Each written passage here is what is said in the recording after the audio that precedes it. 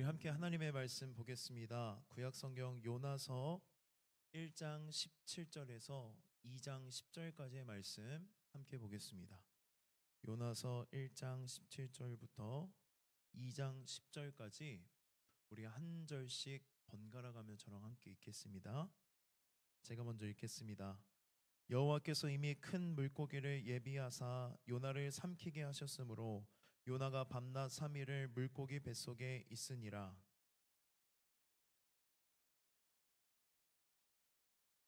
이르되 내가 받는 고난으로 말미암아 여호와께 불러 아뢰었더니 주께서 내게 대답하셨고 내가 스올의 뱃속에서 부르짖었더니 주께서 내 음성을 들으셨나이다.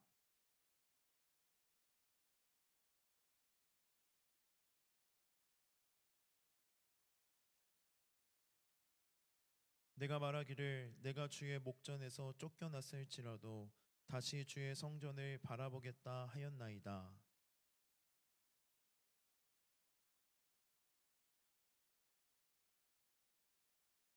내가 산의 뿌리까지 내려갔사오며 땅이 그 빗장으로 나를 오래도록 막았사오나 나의 하나님 여호와여 주께서 내 생명을 구덩이에서 건지셨나이다.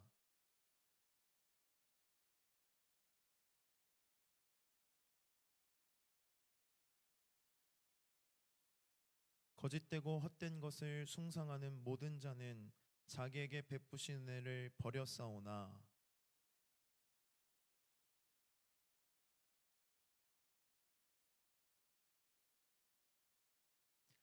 여호와께서 그 물고기에게 말씀하심에 요나를 육지에 토하니라. 아멘.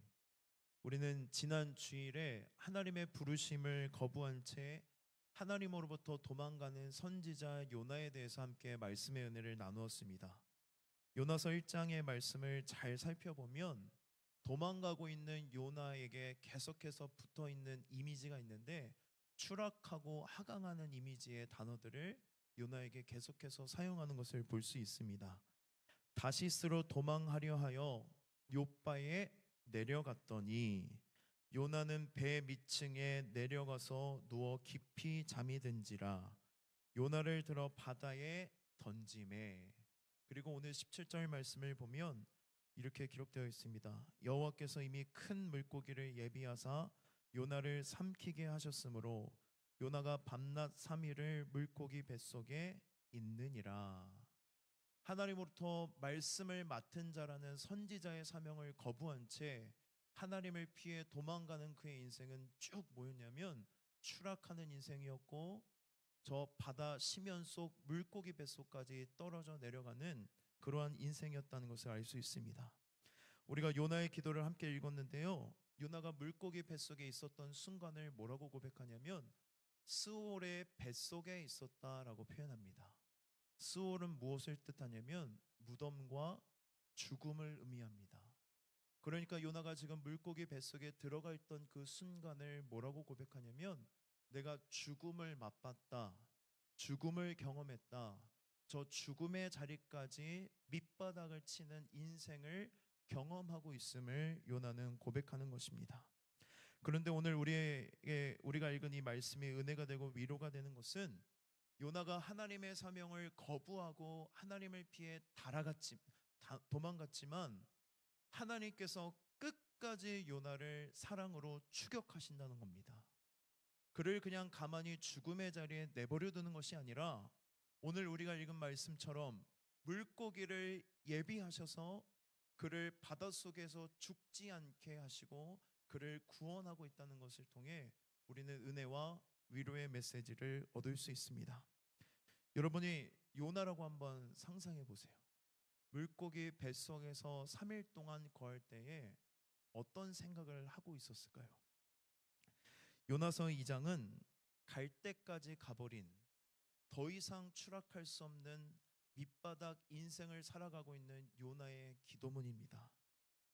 요나가 물고기 뱃속에서 하나님 앞에 드린 기도, 하나님께 올려드린 찬양이 기록되어 있는 성경이 바로 요나서 2장입니다. 그렇기 때문에 요나의 기도와 찬양의 고백은 밑바닥을 경험하고 있는 절망과 두려움 가운데 있는 이들에게 위로가 되고 소망이 되는 말씀이라고 할 수 있습니다. 위기에 처한 사람들, 하나님의 구원이 긴급하게 필요한 사람들, 삶이 깨져버려서 어떠한 것도 소망할 수 없고 미래를 계획할 수 없는 사람들에게 주는 메시지가 바로 요나서 2장의 말씀입니다. 오늘 우리가 요나의 기도에 담긴 고백을 함께 깊이 있게 묵상할 텐데, 이 요나의 기도를 통해 하나님의 은혜를 깊이 경험하고 죽음의 자리까지도 쫓아가셔서 그를 구원하시고 살리시는 하나님의 구원을 함께 묵상하며 그 구원을 전하는 저와 여러분이 되기를 소망합니다. 1절 말씀을 제가 한번 다시 읽도록 하겠습니다. 요나가 물고기 뱃속에서 그의 하나님 여호와께 기도하여라고 2장이 시작됩니다. 여러분, 지난주 말씀을 들었다면 알 거예요. 요나서 1장의 말씀을 보면 요나가 하나님의 사명을 피해서 배 밑에까지 내려가서 깊이 잠에 듭니다. 그때 하나님께서 요나가 탄 배에 폭풍을 보내셔서 막 흔들어 깨우는데 요나가 일어나요? 못 일어나요? 못 일어나요.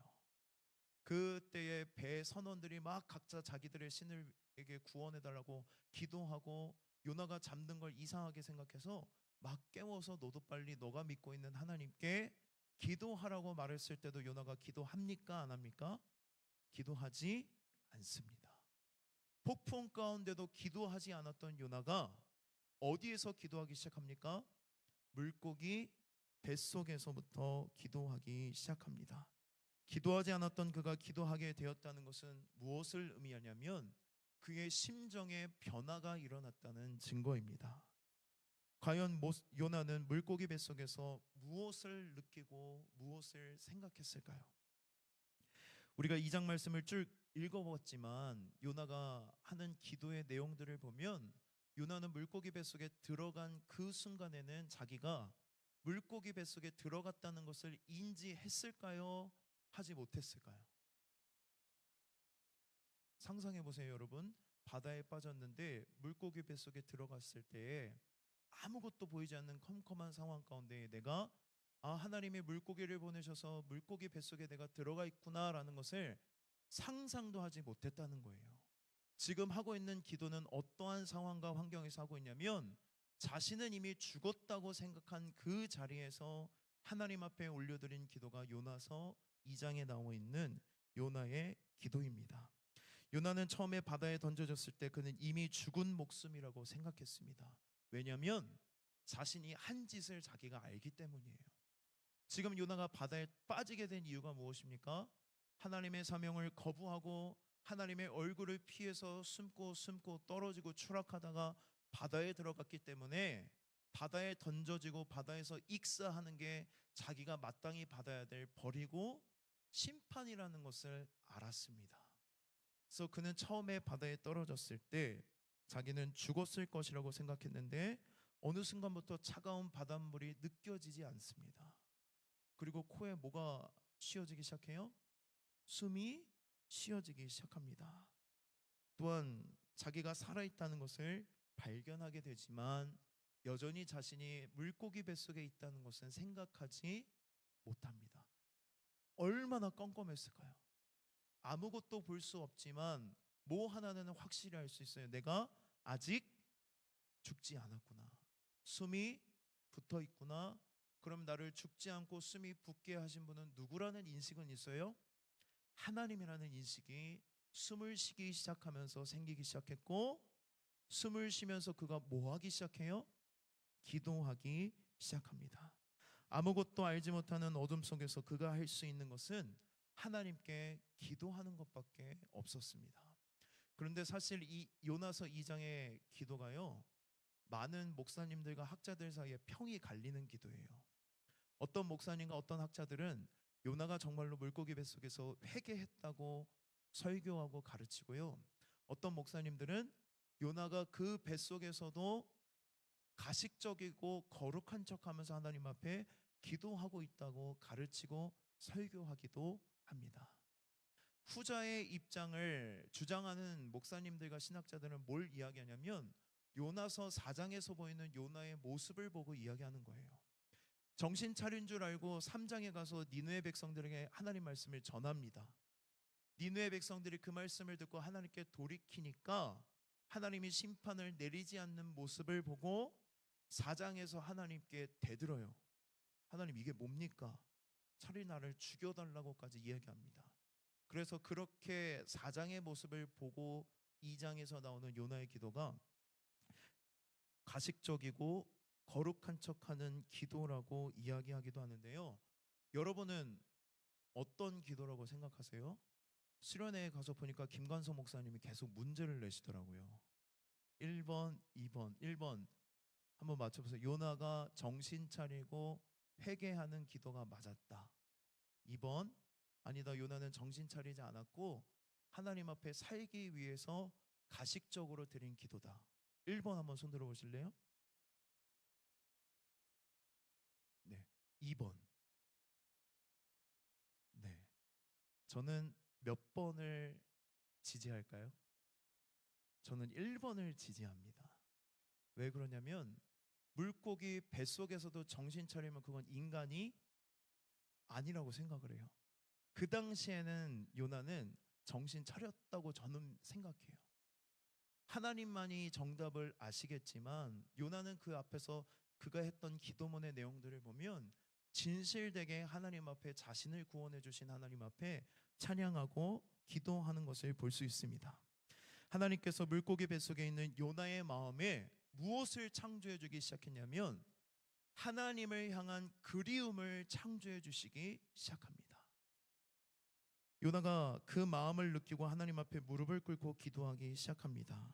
사랑하는 청년 여러분, 내 삶의 모든 소망과 가능성이 끊어진 자리에서 하나님은 우리의 마음 가운데에 하나님을 향한 그리움을 창조하십니다. 그래서 우리가 그 마음에 반응하여 힘들고 어려울 때에 누구를 찾는 것입니까? 하나님을 구하고 하나님을 찾고 기도하는 것입니다. 여러분들의 인생이 너무 힘들어서 하나님을 찾는 게 아니라 때로는 하나님이 여러분들이 하나님을 피해 하나님의 사명대로 살아가지 못할 때에 폭풍과 같은 물고기 뱃속과 같은 고난을 통해서 그 아픔 가운데 절망의 자리 가운데 나아갈 때에 그 공허하고 아무것도 할 수 없는 절망감 가운데 있는 여러분들의 마음에 하나님을 향한 그리움을 창조해 주시고 그 그리움을 느끼는 우리가 누구를 찾기 시작하는 거예요? 하나님을 찾기 시작하는 것입니다. 그렇기 때문에 여러분들의 인생에 고난이 찾아올 때에 고난 중에 기도할 때 우리는 비로소 지금 내가 있는 이 자리가 너무나도 견디기 힘들고 어렵고 죽을 것 같은 죽음의 자리인 것처럼 느껴지지만 하나님을 구하고 하나님을 기도할 때에 그 죽음의 자리가 죽음의 자리가 아니라 나를 위해 예비하신 물고기 뱃속 구원의 자리라는 것을 우리는 언제 알게 된다는 거예요? 하나님 앞에 기도할 때, 하나님을 간절히 구하고 찾을 때 내가 있는 이 절망의 자리, 두려움의 자리, 어두움의 자리, 사망의 자리가 하나님이 예비하신 물고기 뱃속에 있다는 것을 인지하고 이해하게 되고 그 하나님 앞에 감사의 고백과 찬양을 올려드리는 요나와 같이 기도가 변화된다는 것을 오늘 말씀을 통해 우리는 깨달아야 합니다. 우리 이때부터 하나님의 은혜를 경험하게 되는 요나가 어떻게 기도를 하고 있는지 2절의 말씀을 함께 읽어보도록 하겠습니다. 시작.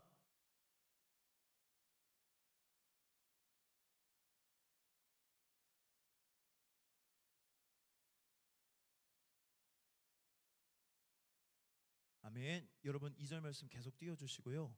이 인식을 갖고 말씀을 보세요. 요나는 지금 자기가 물고기 뱃속에 있다는 걸 알고 기도하고 있어요? 모르고 기도하고 있어요?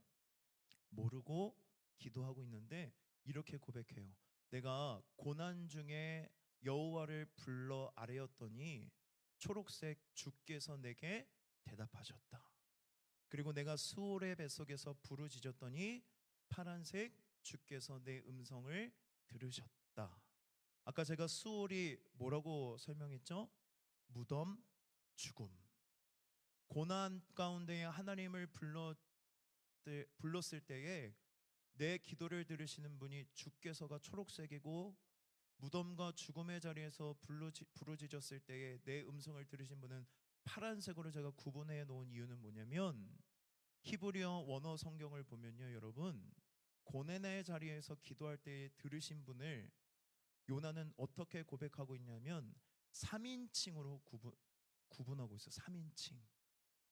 그런데 수월의 자리, 죽음의 자리에서 부르짖었을 때에 내 기도에 응답하신 하나님은 2인칭으로 기록하고 있습니다. 3인칭과 2인칭이 어떠한 차이인지 여러분 이해가 되세요? 고난 가운데 부르짖었을 때 하나님이 들으셨어요. 근데 하나님이 죽음의 자리에서 부르짖었을 때는 더 가까이, 더 긴밀하게 경험되어지고 하나님이 이렇게 가까이 있었구나라는 것을 깨달아 알겠다는 것입니다. 이것은 무엇을 의미하냐면, 고난보다 더한 상황인 스올의 상황에서 하나님께 부르짖어 기도할 때에 하나님이 나와 더 가까이 계심을 경험하게 되었다는 것입니다. 그러니까 요나가 바다에 던져졌을 때 처음에는 당연히 죽을 것이라고 생각했습니다. 그리고 처음 물고기 뱃속이라고도 생각도 못했어요. 그 안에서 하나님을 부르짖어 찾았더니 하나님이 저 멀리 계신 분이 아니라 바로 내 앞에 계시는 당신으로, 2인칭으로 하나님을 믿고 경험하게 되고 누려지게 되었다고 이야기하는 것입니다. 시편 23편 말씀을 보면 요나의 상황과 같은 고백을 다윗이 하고 있는 것을 볼 수 있습니다. 우리 시편 23편 1절과 2절 말씀 함께 읽어보겠습니다. 시작.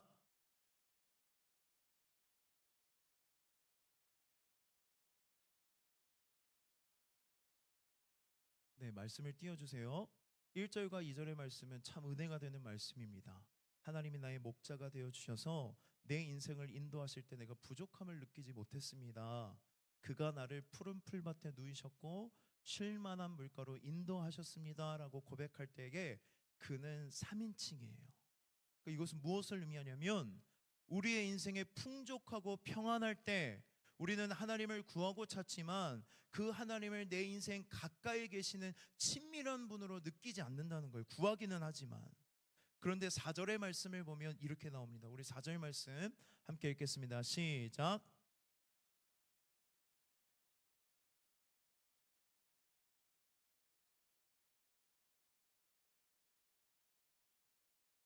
아멘. 말씀 띄워주세요. 내가 사망의 음침한 골짜기, 인생의 죽음과 같은 고난을 만났을 때에 하나님을 뭐라고 고백하냐면 2인칭 주어인 주께서, 당신께서라고 고백을 합니다. 무슨 의미예요?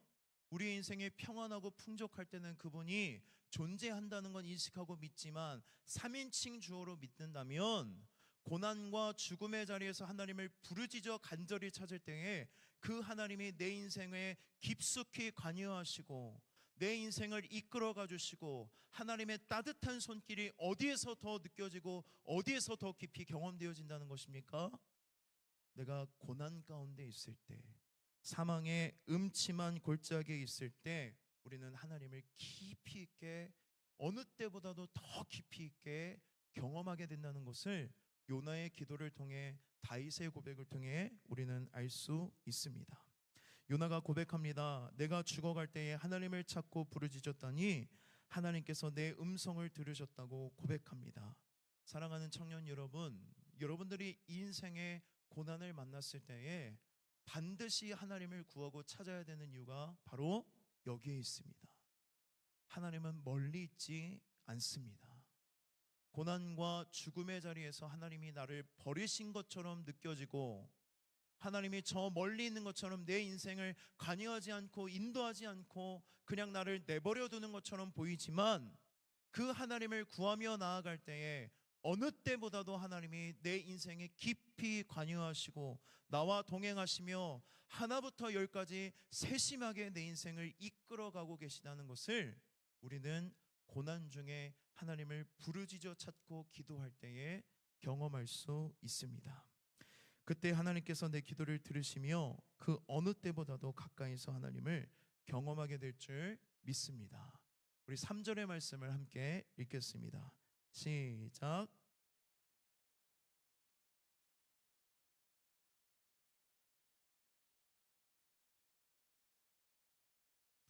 네, 지금 요나가 뭘 고백하는 거냐면요. 처음 물에 빠졌을 때 그 바닷물이 자기를 덮쳤던 그 생생한 경험을 묘사하고 있는 거예요. 이 큰 물의 특징은 뭐냐면 내가 어떻게 통제할 수 없다는 것이 바로 큰 물의 특징입니다. 여러분 수영 하시나요? 다 못하세요? 저 수영을 조금 하거든요.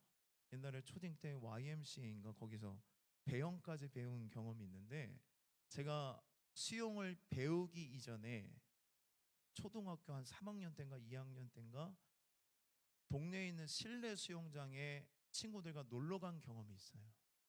그런데 실내 수영장이니까 여러분 워터파크가 아니라 진짜 그냥 레일 있는 실내 수영장인데 하루 이렇게 끊고 놀러 갔는데 튜브 이런 거 없이 그냥 이렇게 수영하는 데인데 제가 수영장을 한 번도 안 가보고 수영을 안 배워봐서 수영장의 구조를 잘 몰랐어요. 근데 그 수영장 구조가 어떻게 되어 있냐면 점점 깊어지는 구조인 걸 모르고 그냥 친구들 따라서 재밌게 놀다가 앞으로 가다가 발이 갑자기 안 닿으면서 헛디고 제가 너무 순간적으로 패닉이 와서 막 허우적거렸던 기억이 있습니다. 그때 다행히 수영을 잘하는 친구가 저를 보고 이렇게 구해줘가지고 살게 되었는데 요나가 지금 그걸 고백하는 거예요. 내가 처음 바다에 빠졌을 때 내가 살아남으려고 발버둥 쳤지만 계속해서 큰 물이 나를 뒤엎고 숨을 쉬지 못했고 너무나도 두렵고 공포 가운데 있었다고 말하는 게 3절의 말씀인데 이 큰 물의 특징은 아까 말했던 것처럼 내가 통제할 수 없는 상황이라는 것입니다. 우리는 인생을 살다 보면 때로는 내가 상황과 환경, 나의 상황과 환경을 통제하지 못할 때가 있어요, 없어요? 번번이 찾아와요. 그때 우리는 무엇을 느끼냐면 내가 아무것도 하지 못하고 아무것도 알지 못한다는 무력감과 절망감을 느낍니다. 좌절하고 두려움을 느낍니다. 그때 하나님께서 우리 안에 있는 이 절망적인 마음을 선하게 바꾸셔서 누구에게로 나아가게 인도하세요? 하나님께로 나아가도록 하나님께 기도하도록 인도하시고 그때 우리는 무엇을 깨닫냐면 내 무능함과 하나님의 전능하심을 깨닫고 그 전능하심을 의지하게 만드십니다. 내 인생에는 정말로 하나님이 필요하구나. 내가 모든 것을 다 통제할 수 있는 게 아니구나. 나는 정말로 연약하고 무능한 존재구나. 그래서 나는 하나님의 은혜 없이는 한순간도 살아갈 수 없구나라는 것을 통제할 수 없는 상황 가운데 우리는 경험하고 깨닫는 것입니다. 여러분, 이러한 나의 무능함을 깨닫는 순간부터 하나님의 전능하심이 시작되는 것입니다.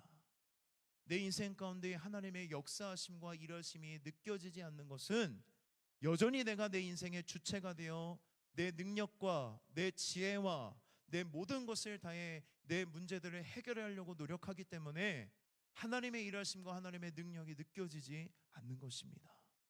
우리는 이 고난 앞에서 절망적인 순간 가운데에 내가 아무것도 알지 못하고 아무것도 할 수 없다는 상황 가운데에 누구를 바라봐야 합니까?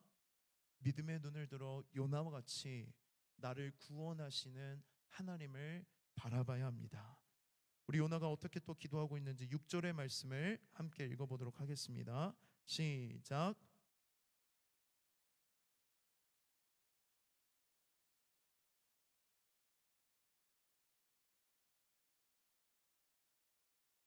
네, 드디어 요나가 자기가 구원받았다는 것을 알게 되었어요. 6절의 말씀을 보면 산의 뿌리까지 내려갔고 땅이 그 빗장으로 나를 오랫도록 막았습니다라는 것은 뭐냐면 사람이 죽으면 땅에 묻잖아요.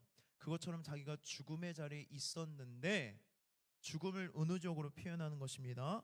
그 삶의 가장 밑바닥을 경험하는 그때에 누가 나를 건지셨다고 고백하고 있어요? 하나님이 나를 건지셨습니다. 요나는 어디까지 내려가요? 죽음의 자리까지 가장 밑바닥까지 경험하는데 그 밑바닥까지 경험했을 때에 비로소 자기의 눈을 들여 누구를 보기 시작합니까?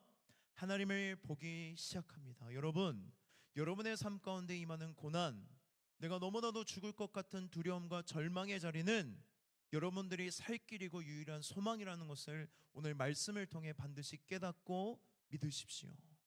하나님은 일부러 요나를 가장 끝까지 내리시고 추락하게 하시고 죽음의 자리까지 인도하시고 그곳에서 하나님을 바라보게 하심으로 하나님의 구원하시는 하나님의 놀라운 은혜를 깨달아 알게 하시는 것입니다. 그래서 요나는 이 이후부터 하나님을 찬양하기 시작합니다. 그가 하나님을 어떻게 찬양하고 고백하고 있는지 9절의 말씀 함께 읽어보겠습니다. 시작.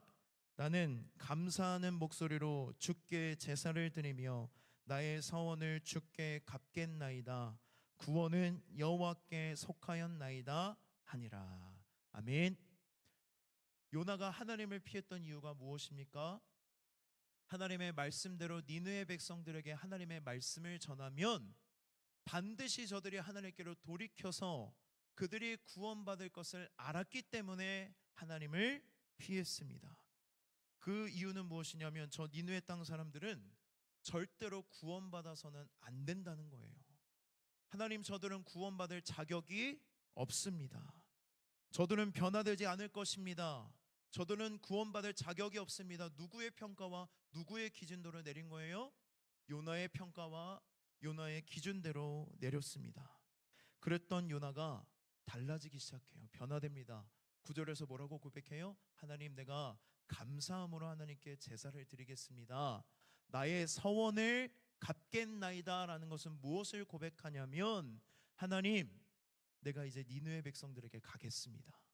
하나님이 그토록 가라고 말씀하신 그들에게 가서 하나님의 말씀을 전하겠다고 하나님 앞에 고백하는 것입니다.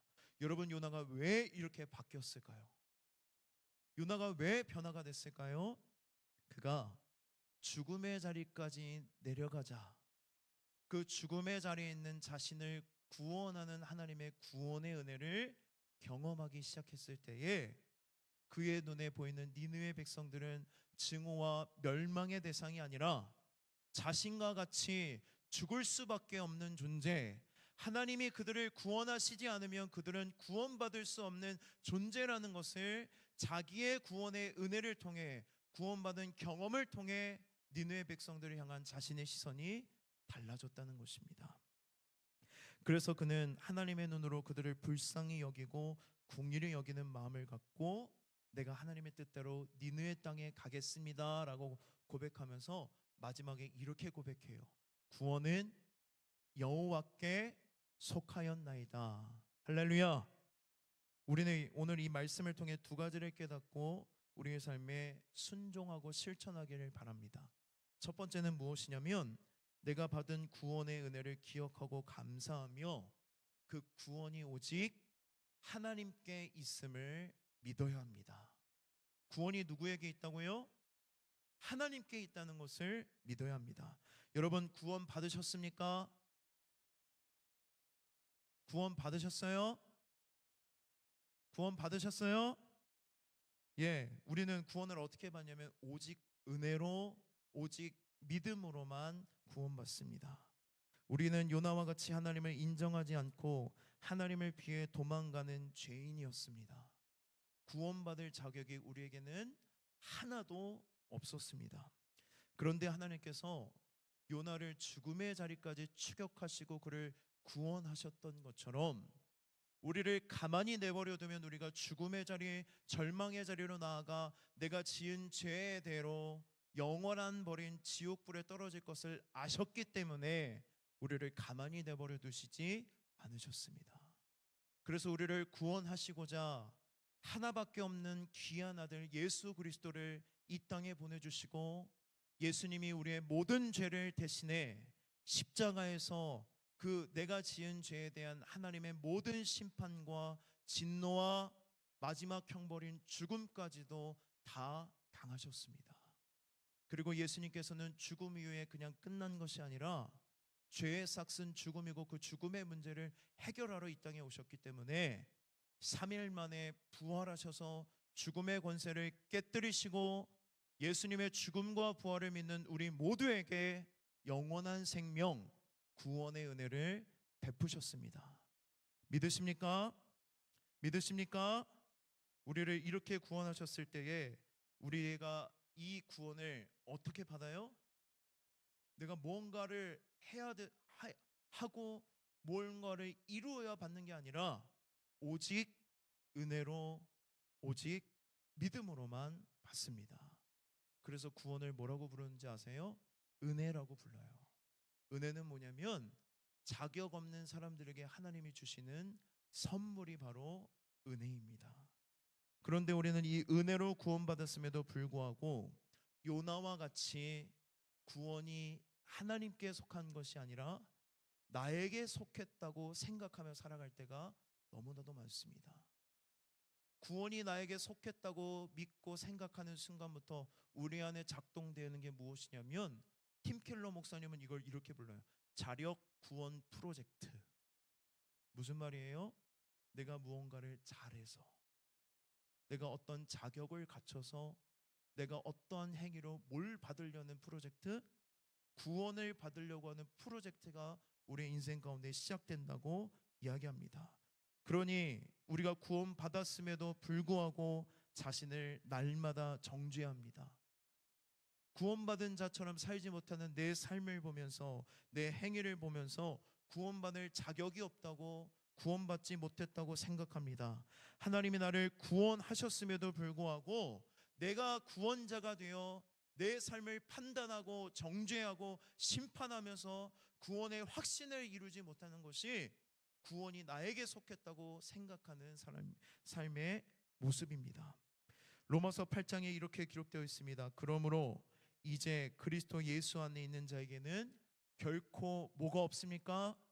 정죄함이 없나니. 로마서 8장 34절, 누가 정죄하리요? 죽으실 뿐 아니라 다시 살아나시는 이는 그리스도 예수시니 그는 하나님 우편에 계신 자요 우리를 위하여 간구하시는 자신이라. 여러분, 우리의 구원이 있다 없다를 말씀하실 수 있는 분은 누구밖에 없습니까? 하나님밖에 없는데 그 하나님이 나를 정죄하지 않겠다고 선언하셨습니다. 믿으십시오. 확신하십시오.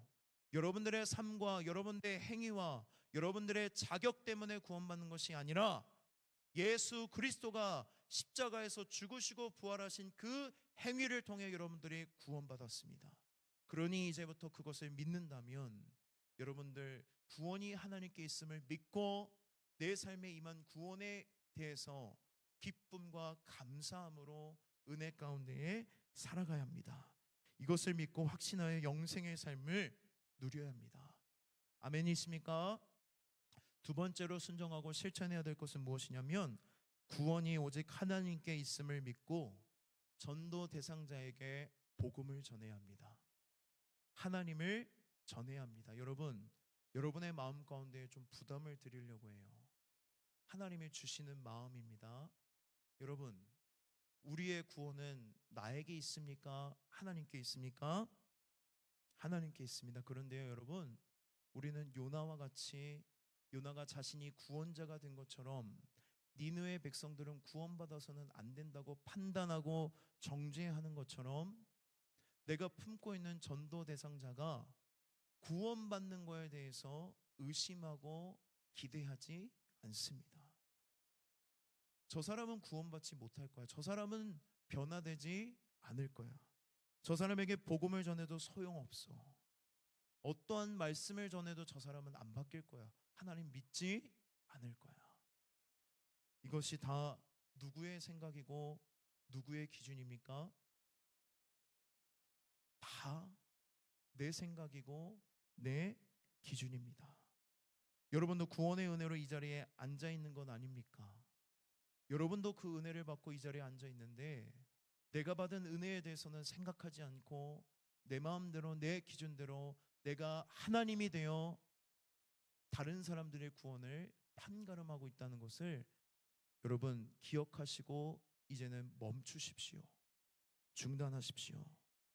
구원은 누구에게 속했습니까? 하나님께 속했습니다. 여러분 마음대로 판단하지 마십시오.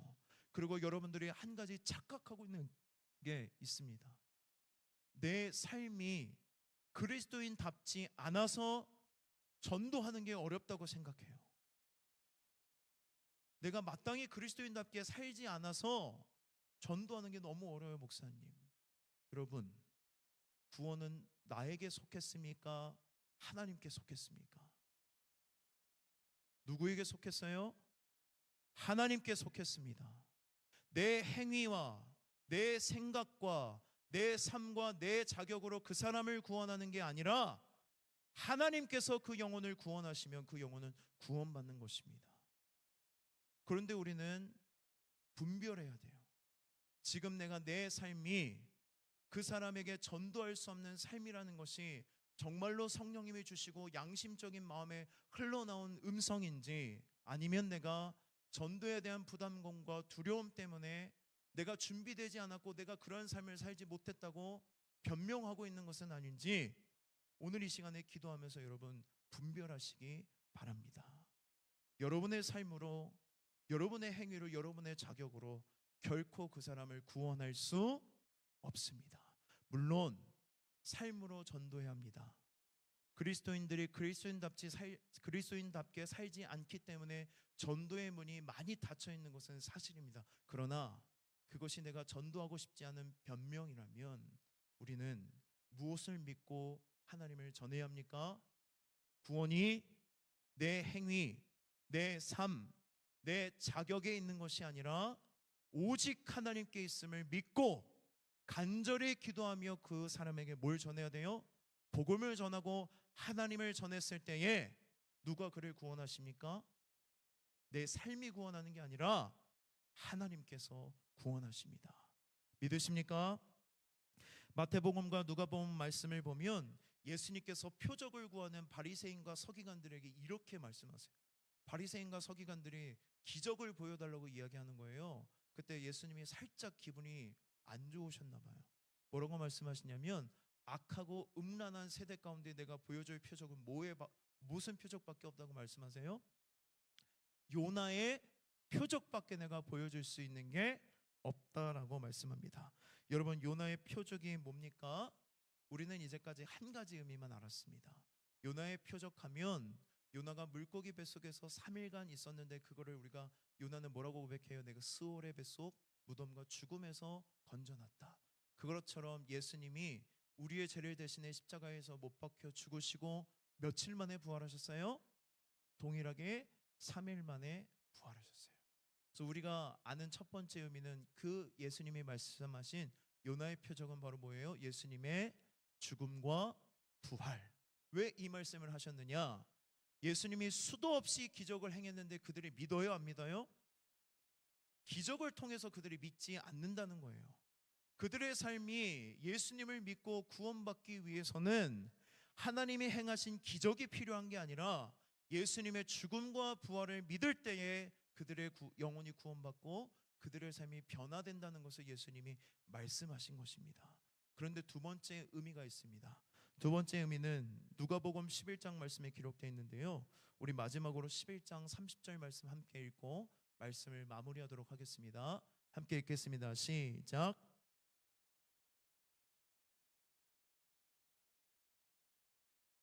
네, 말씀을 띄워주세요. 내가 요나의 표적밖에 보여줄 게 없다. 이 악하고 음란한 세대 가운데 보여줄 표적은 요나의 표적인데, 그 표적이 뭐냐면 요나가 니느웨 사람들에게 뭐가 되었대요? 표적이 됐대요. 하나님을 드러내는 통로가 되었다는 건데, 요나의 삶이 표적이 되었을까요? 우리 1장과 2장을 봤지만 요나의 삶이 어때요? 개떡 같잖아요. 하나님 피해서 숨고 내려가고 도망가는 삶이 어떻게 표적이 될 수 있겠습니까? 예수님이 두 번째로 말씀하신 요나의 표적은 무엇을 의미하냐면, 우리 다음 주에 3장 말씀을 나누겠지만 요나가 하나님 말씀대로 니느웨 백성에게 가서 전한 곳 짧아요. 아직 40일 곧 멸망당할 니느웨라고만 외치고 다닙니다. 그 성이 며칠을 돌아야 되는 성인데 딱 하루만 그 말씀 전해요. 근데 그들이 다 뭐예요? 다 회개해요. 가축까지도 회개해요. 그 놀라운 역사가 요나의 삶이 표적이 된 게 아니라 하나님께서 요나에게 맡기신 그 말씀이 표적이 되었다는 거예요. 여러분, 여기서 우리가 명심해야 될 게 있어요. 우리가 전도하고 하나님을 전하고 하나님의 말씀을 전하고 복음을 전할 때에 여러분들의 삶이 가미되면 더 능력이 나타나겠지만, 여러분의 삶이 표적이 아니라 여러분들이 입술로 전하는 하나님의 말씀과 예수 그리스도의 죽음과 부활이 담긴 복음을 전할 때에 그 복음의 능력이 그들을 변화시키고 그들을 구원한다는 것이 바로 요나의 표적입니다. 여러분, 구원은 누구에게 속했습니까? 하나님께 속했습니다. 그래서 우리가 그 구원의 은혜를 받아 이 자리에 있는 건 아니겠습니까? 여러분이 그 구원의 은혜를 경험했다면 전도 대상자도 내가 구원하는 것이 아니라 누가 구원하십니까? 하나님께서 구원하십니다. 여러분은 하나님이 아닙니다. 우리는 그 영혼이 구원받기를 위해 간절히 기도하고 하나님을 전할 뿐입니다. 그 영혼을 구원하는 일은 누가 하시는 일이에요? 하나님이 하시는 일입니다.